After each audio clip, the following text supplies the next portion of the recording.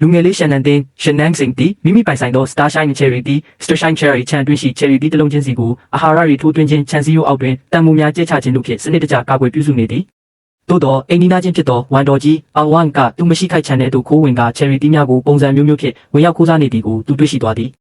ရှန်နန်တင်းကဝန်တော်ကြီးအားတားဆီးပြောဆိုသောအခါဝန်တော်ကြီးကရှက်ရွံ့ခြင်းမရှိဘဲမင်းရဲ့ Charity ကအရန်ကောင်းတာပဲငါကနည်းနည်းပါးပါးမြည်ကြည့်တာပဲလေဟုတဖန်ပြန်လဲရန်တွေ့ကမင်းမာကမိဘလည်းမရှိအိမ်အောင်လည်းမရှိတာဒီလောက်များများစားလို့ဘာဖြစ်လဲထားရင်လဲအလကားပုတ်သွားမှာပဲဟုရွှေပြောဆိုသည်ထို့ပြင်သူမငယ်စဉ်ကစာလောင်မှုတိတ်စဉ်သူတောင်းစားဘဝကကျွေးမှုတီဟုဆိုကသူမ၏မတရားလုပ်ရက်ကိုအပြစ်မမြင်ပဲပုံမိုဆိုးသွင်းစွာဆက်လက်ကျူးလွန်ရန်ကြိုးစားသည်နောက်တစ်ရက်တွင်ဝန်တော်ကြီးသည်အခြားအိမ်နီးနားချင်းဖြစ်သောချန်ရှောင်းဟုချင်းဆိုင်ယိုနှင့်ကျန်အမ Sister Shang တို့ကိုပါခေါ်ဆောင်လာပြီးရှန်နန်တင်း၏ခြံထဲမှတန်ဖိုးကြီး Charity များကိုအုပ်စုဖွဲ့ကအလွတ်စားသုံးကြပြန်သည်သူတို့ကဒီ Charity က1 ကီလိုကိုယွမ်50လောက်တန်တဲ့နီလာနီရိုဘိမျိုးဖြစ်ပြီးအပြင်မှာဆိုရင်တပူးကိုယွမ်200ကျော်အထိပေါက်ဈေးရှိတယ်ဟုချီကျူးပြောဆိုကြရင်ဝန်တော်ကြီးကပြင်း Charity များကိုဈေးထဲသို့ယူသွားကရောင်းချပြီးငွေစည်းရှင်းမည်ဟုရေမောပြောဆိုနေကြသည်ရှန်နန်တင်းကမင်းတို့၏လုပ်ရက်ကိုငြိမ်သက်စွာစောင့်ကြည့်နေပြီးတရားနှင့်မညီကြောင်းပြောဆိုတော့လဲမင်းတို့ကလောင်ပြောင်ဆဲဆိုကြသည်ထို့ကြောင့်ရှန်နန်တင်းသည်ညဘက်ရောက်သောအခါမိမိ၏ Charity မျိုးစဉ်အတိမတ်ပြုလက်မှတ်များနှင့်စစ်ဆေးချက်အစီရင်ခံစာများကိုကွန်ပျူတာဖြင့်အွန်လိုင်းပေါ်သို့တင်ကတရားဝင်မှတ်တမ်းတင်လိုက်သည်ညတကောင်ရန်ချိန်တွင်ရှန်နန်တင်းထံသို့ဂျင်လန်အုပ်စုဂျင်လန် group မှဒါရိုက်တာကူချင်းဟာကကင်းကြီးထံမှဖုန်းခေါ်ဆိုလာသည်သူမသည်အွန်လိုင်းပေါ်ရှိရှန်နန်တင်း၏ Charity အချက်လက်များကိုတွေ့ရှိပြီးအလွန်စိတ်ဝင်စားသဖြင့်ပြည်နယ်မြို့တော်သို့လာရောက်ဆွေးနွေးရန်ချိန်ဆိုလိုက်သည်ရှန်နန်တင်းလည်းမနက်ဖြန်တွင်ချက်ချင်းထွက်ခွာမည်ဟုသဘောတူညီလိုက်သည်နနက်မိုးလင်းလင်းချင်းတွင်ရှန်နန်တင်းသည်ခီးဆောင်အိတ်ကိုဆွဲကအပြင်သို့ထွက်လာသည်ကိုဝန်တော်ကြီးမြင်သွားစေရန်ရည်ရွယ်ချက်ရှိလှုပ်ဆောင်ပြသည်ဝန်တော်ကြီးကသူ့အားဘယ်သွားမလဲဟုမေးမြန်းရာရှန်နန်တင်းကပြည်နယ်မြို့တော်သို့အလုပ်ကိစ္စဖြင့်ခီးထွက်မည်ဖြစ်ပြီးခမန်းကြီးတပတ်ခန့်ကြာမည်ဟုဖြေကြားသည်ဤအချက်ကိုအခွင့်ကောင်းယူကဝန်တော်ကြီးသည်ရှန်နန်တင်း၏ Charity များကိုသူမဘာသာလွတ်လွတ်လပ်လပ်ကူးဆွရောင်းချနိုင်ရန်အတွက်ခြံတော်ကိုပေးရန်ချက်ချင်းတောင်းဆိုတော်သည်ရှန်နန်တင်းကသူမကိုစိတ်ချစေရန်အတွက်လိုအပ်သည်များကိုတေချာထားခဲ့ကြောင်းဟန်ဆောင်ပြောဆိုကထွက်ခွာသွားခဲ့သည်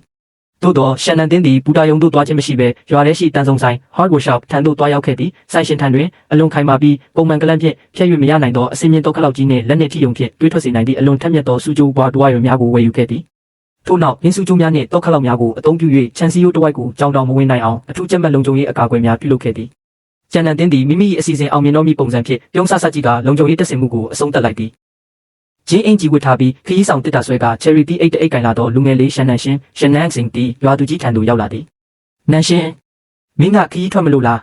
းဟုတ်ကဲ့မျိုးကြီးကိုသွားပြီးလုပ်ငန်းညှိနှိုင်းမလို့ပါအဆင်ပြေရင်အနာဂတ်မှာကျွန်တော်တို့ရွာရဲ့ Charity တွေကိုမြို့ပြရဲ့ရေပန်းစားတဲ့ဈေးကွက်စီတိုက်ရိုက်တင်သွင်းလို့ရမှာပါဈေးနှုန်းလည်း2ဆလောက်တက်သွားမှာပေါ့ဒါလေးလည်းစားကြည့်ပါဦးဦးလေးရဲ့ဟု Charity ပေးသည်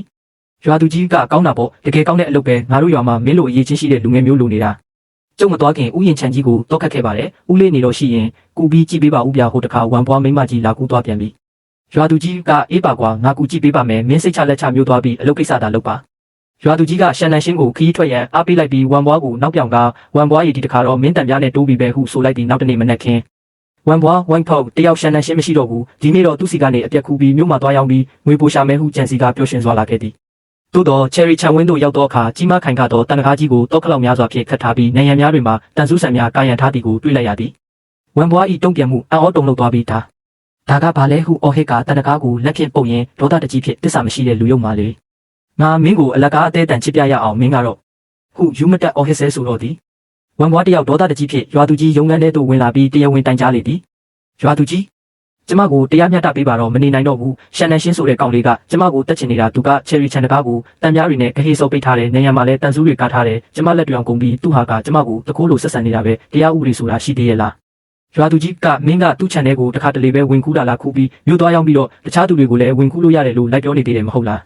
းသူ့ Cherry သီးတွေပုတ်ကုန်မှာဆိုလို့ကူစားပေးတာပါပြီးတော့သူတယောက်တည်းမှမစားနိုင်တာရွာသူကြီးသူ့ဟာသူစားနိုင်သည်ဖြစ်စေမစားနိုင်သည်ဖြစ်စေအဲ့ဒါသူ့အရေးလေ Cherry ချန်ကရှန်နန်ရှင်းစာချုပ်နဲ့လုပ်ထားတာအထက်ကပစ္စည်းတွေကသူ့ရဲ့ပုဂ္ဂိုလ်ရေးပိုင်ဆိုင်မှုပဲသူပိတ်ပိုင်ခွင့်ရှိတယ်ဒါကခိုးလို့ကာကွယ်တာပဲမင်းကအများပိုင်မြင်မှာမဟုတ်တာရွာသူကြီးကဘာလို့သူစိမ့်ဘက်ကနေပြောနေရတာလဲသူငါ့ကိုဒီလောက်နှိမ့်ဆက်နေတာကိုမမြင်ချင်အောင်စောင်းနေတာလားငါမှအာနာမရှိဘူးမတက်နိုင်ဘူးရှင်တို့တွေအကုန်လုံးပူပေါင်းပြီးကျမတို့အဖွားကြီးကိုလာနှိမ့်ဆက်နေကြတာဟုငိုယိုကားထွက်သွားသည်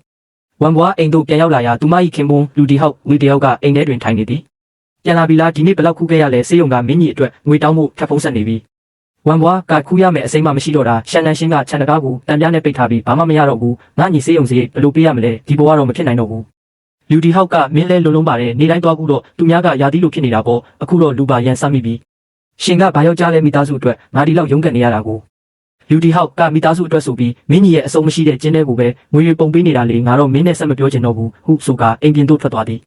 စိတ်တူနေသောဝမ်ဘွားသည်အိမ်ထဲမှတန်လူတလက်ကိုယူလာကချယ်ရီချန်တကားစီသို့ပြေးသွားပြီးတောခလောက်များကိုရိုက်ခွဲရန်ကြိုးစားသည်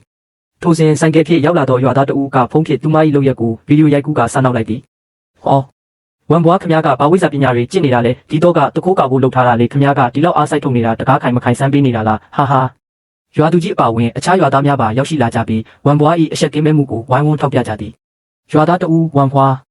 အရင်ကနည်းနည်းပပခူးတာကိုလှုပ်ပေးထားတာကိုခမည်းကအခုလိုတကားလိုက်ဖြတ်တာကြတော့တခိုးလုပ်တာနဲ့အတူတူပဲပေါ့ဝမ်ဘွားကဒေါသတကြီးဖြင့်အားလုံးထွက်သွားကြဆန်းခုအော်ဟစ်ပြီးခင်မုန်းဖြစ်သူလူတီဟောက်ကိုပါတုတ်ခင်ရွယ်ကရန်တွေ့သည်လူတီဟောက်ကဒီမှာရက်တော့လူတွေရှိမှအဆက်မကွဲနဲ့တော့အိမ်ပြန်ကြဆိုဟုဆွဲထုတ်ကမင်းကြီးအတွက်ငွေလိုချင်ရင်ကိုဖာသာကိုနီးလန်းရှာသူများပိုင်တဲ့ချယ်ရီချန်ကိုမတရားကြံစည်တာရက်တော့ဟုစုံမကထွက်သွားကြသည်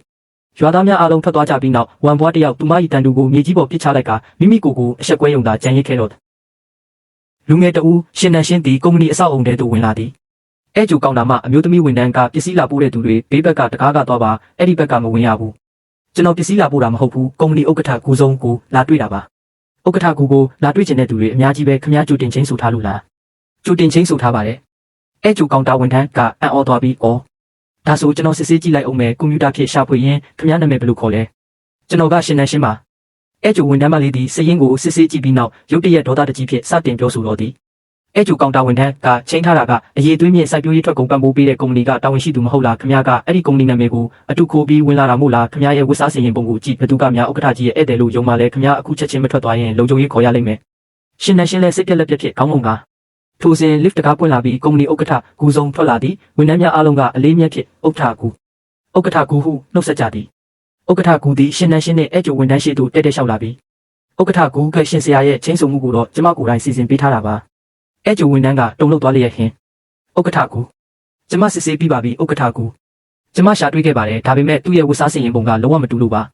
ဥက္ကဋ္ဌဂူကလူအသွင်ပြင်ကိုကြည့်ပြီးလူကိုအထင်သေးတဲ့သူမျိုးကျမတို့ကုမ္ပဏီမှာမလိုဘူးလူစွမ်းအားအရင်မြင့်ဌာနကိုသွားပြီးအလုပ်ထွက်စာလုပ်ထွက်ပါတော့မနေ့ပြန်ကစပြီးကုမ္ပဏီကိုလာစရာမလိုတော့ဘူးဥက္ကဋ္ဌဂူကျမကိုဂျင်လန်ကလူအသွင်ပြင်ကိုကြည့်ပြီးလူကိုခွဲခြားဆက်ဆံတဲ့သူတွေကိုမလိုအပ်ဘူးရှင်နန်ရှင်းဘက်သို့လှည့်ကပြုံးလျက်ရှင်နန်ရှင်းကြာဆောင်ခိုင်းမိသွားပြီးဒီဘက်ကိုကြွားပါ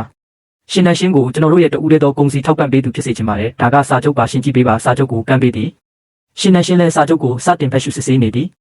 ဤတွင်ရွာ၏ရုံးခန်းတစ်ခုထဲတွင်အတော်ကြီးတဦးဝန်တော်ကြီးဒီစာရွက်စာတမ်းတစ်ဆောင်ကိုကင်ကတုံးလုံးချောက်ချကရွာသူကြီးရှေ့သို့ရောက်လာပြီးဒါကအာမခံစာချုပ်ပါကျွန်မအမှားလုံးမိသွားပါပြီရွာသူကြီးခင်ဗျားပြောတာအရင်ကမှန်ပါတယ်တတိချန်ကနန်းရှင်းပိုင်တာပါကျွန်မမှာအဲ့ဒါကိုယူပိုင်ခွင့်မရှိပါဘူးကျွန်မညီစေးရုံကထပ်ဖုံးဆက်လာတဲ့ပတ်စံဆက်မသွင်းရင်ကုသလို့မရတော့ဘူးလေရွာသူကြီးကျွန်မကိုနောက်ဆုံးတစ်ချိန်လောက်ဝင်ခွင့်ပေးပါဦးကျွန်မညီရဲ့ဆေးပရိတ်ကိုရှာပေးပြီးရင်နောက်ဘယ်တော့မှတိနံမခူတော့ပါဘူးငိုယိုကရွာသူကြီး၏ခြေထောက်ကိုတူးထောက်တောင်းပန်သည်ရွာသူကြီးကဝန်တော်ကြီးဟာ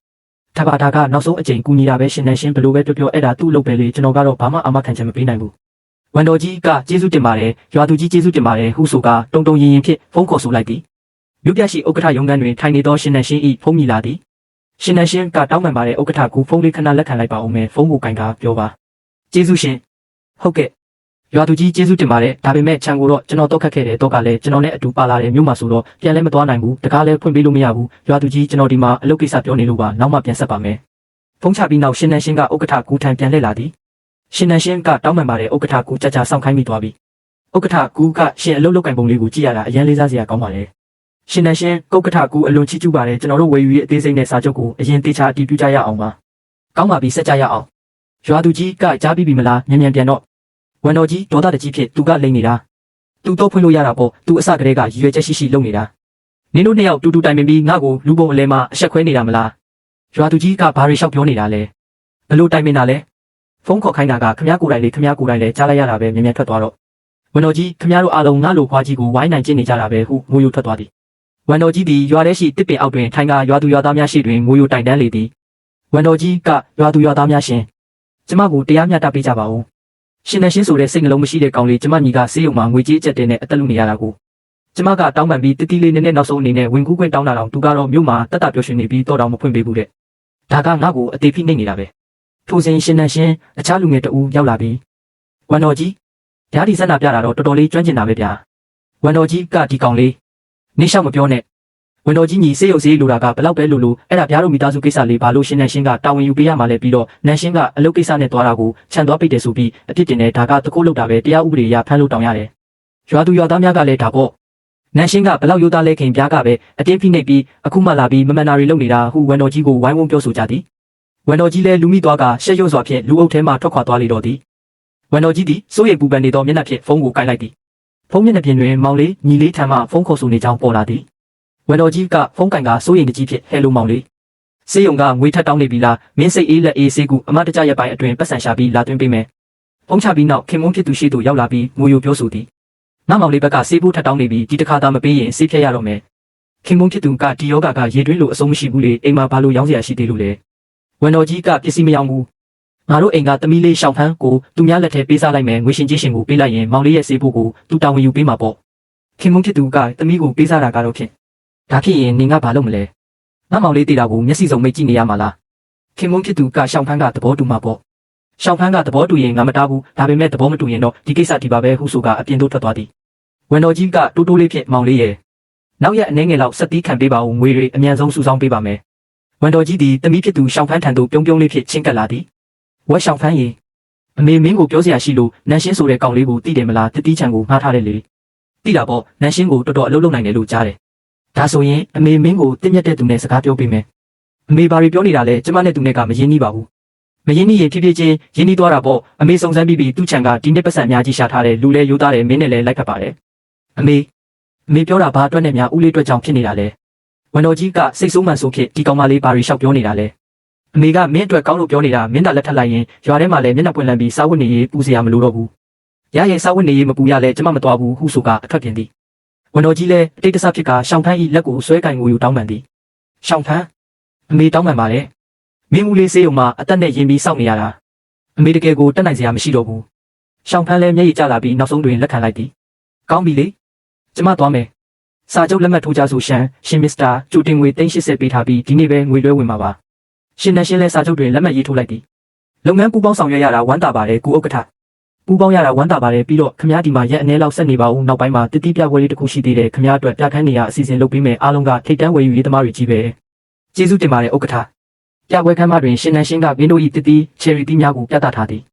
ကုမ္ပဏီဒါရိုက်တာတဦးရောက်လာပြီးချယ်ရီတီကိုယူကစစ်ဆေးကြည့်သည်ဒီအရေးသွေးကတင်သွင်းလာတာထက်ကိုပိုကောင်းနေတဲ့လူငယ်လေးမင်းရဲ့တတိချံကဘယ်မှာလဲထွက်ကုန်ကရောဘယ်လောက်ရှိလဲထိုစဉ်အခြားလူတဦးဝင်ရောက်လာပြီးအထအများများစတင်ပြောဆိုသည်အခြားသူဟောဘဲကလာတဲ့တထေးကြီးလဲဒီလောက်ဆင်းရဲတဲ့ပုံစံနဲ့ပြကန်းကတော့ပေးနိုင်ပါမလားပတ်ဝန်းကျင်ရှိလူများကပါဝိုင်းရကြသည်အခြားသူကဲမင်းတို့မစားကြည့်ကြဘူးလား